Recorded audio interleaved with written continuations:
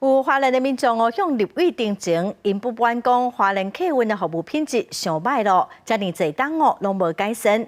有立委嘛指出讲，华人客运去年是互劳基法罚上侪前10名，要求相关的单位就应该爱辅导改善，无各归期应该甲路权让互别人。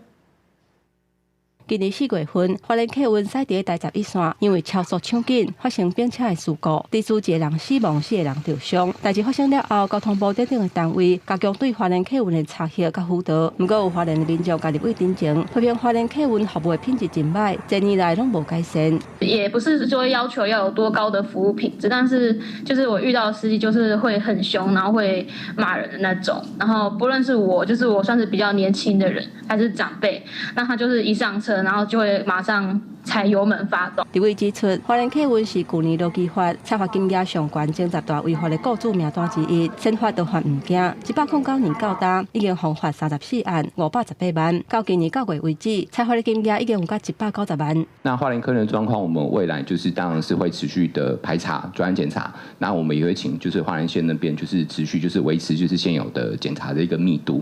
关罚款缴纳的部分就是。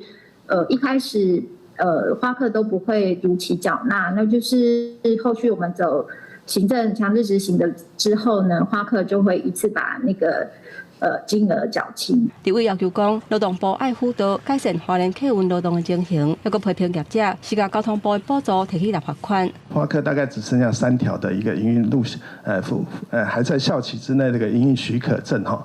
那这3条路线基本上大概在明年的4月跟6月也会分别到期哈。那到时候我们也会严格来把关，进行一个花客的营运服务品质一个改善。交通部强调讲，会持续辅导，卖补贴培训驾驶员的经费，透过补充人力来改善超时等等的情形。因立委要求讲，爱甲劳动裁罚列入去补贴的条件，若是无适合，就应该爱甲路权转移予其他业者来使用。记者综合报道。